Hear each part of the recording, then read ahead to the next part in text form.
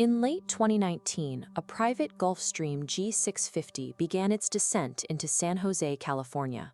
On board was Adam Neumann, flying with a case full of cash and bottles of tequila. Meanwhile, back in New York, 2,400 of his employees were opening their inboxes to find mass layoff notices. This chart shows the ultimate financial paradox of WeWork. At the exact moment the company was bleeding $1.6 billion in annual operational losses, the man who built it was granted a personal exit package worth $1.7 billion. This wealth extraction was entirely legal. The founder managed to pull it off by taking a standard, highly leveraged commercial real estate firm and dressing it up in the clothing of a revolutionary Silicon Valley software giant.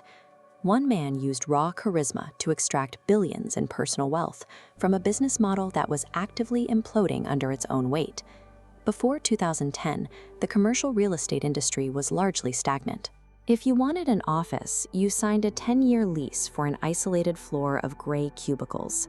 Adam Neumann had previously tried to launch several oddball businesses, including selling baby onesies with built-in knee pads. The product failed, but Neumann learned a vital lesson.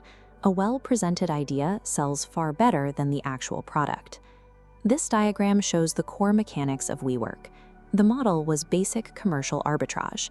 They rented massive, empty office floors, spent heavily on trendy renovations, divided the floor space into tiny, high-density desks, and sublet those desks to freelancers at a premium markup. Instead of calling it a rental agency, Neumann pitched the company as a spiritual movement.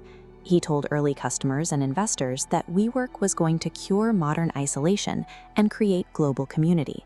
He took the disruption vocabulary of Silicon Valley and pasted it directly over a low-tech, high-risk property management firm. Neumann argued that WeWork was doing for office space what Uber did for transportation. By comparing his rental company to major software platforms, he convinced investors to value WeWork like a tech startup, even though they owned 0 patents and built no proprietary code. Inside the corporate headquarters, Neumann cultivated a fervent culture. He walked barefoot on the office carpet, quoted philosophers, and expected standing ovations after his speeches.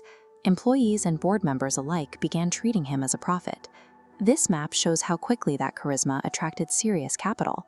The prestigious venture capital firm Benchmark injected $17 million into the concept, allowing WeWork to rapidly scale across 23 major American cities.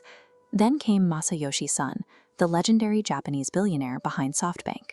Son met with Neumann, bought completely into his grand vision, and handed over more than $4 billion, completely ignoring the severe financial losses already printed in the company's own reports.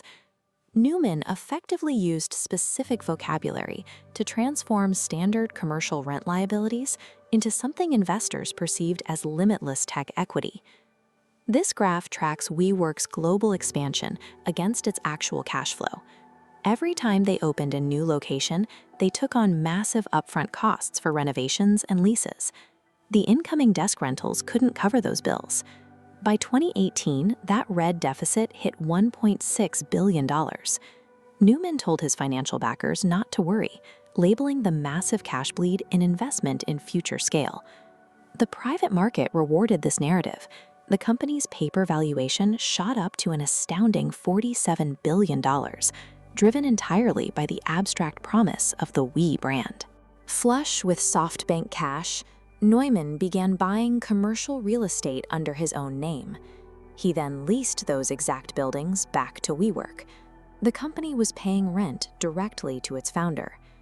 As the company prepared for an initial public offering, an IPO, which is the process of offering shares of a private corporation to the public, Neumann quietly sold off $700 million of his own personal stock. By moving cash into his own accounts, he ensured his personal fortune was entirely disconnected from the business he was pitching to the public. In August 2019, WeWork filed its required public IPO paperwork. This process forced the company to open its internal books to financial journalists and the broader market, exposing the actual numbers. This pie chart of WeWork's 2019 financials reveals the core problem. Out of all the money coming in globally, over 80%, amounting to $2.7 billion a year, was going straight out the door just to pay their own landlords. Reporters also found out that Neumann had legally registered the trademark for the word "we" and sold the naming rights back to his own company for $6 million. Combined with $1 million spent on a private jet, the market immediately panicked. Within a matter of days, the open market rejected the company's math. The valuation collapsed from $47 billion down to $8 billion, and the IPO was officially pulled. Neumann's sheer force of personality had worked perfectly in closed-door venture capital meetings, but it instantly dissolved when exposed to public financial scrutiny. SoftBank stepped in to save the operation, but demanded Neumann's resignation. In October 2019, he stepped down, securing a $1.7 billion exit package of stock buyouts and consulting fees. As he became a billionaire, 2,400 regular employees lost their jobs.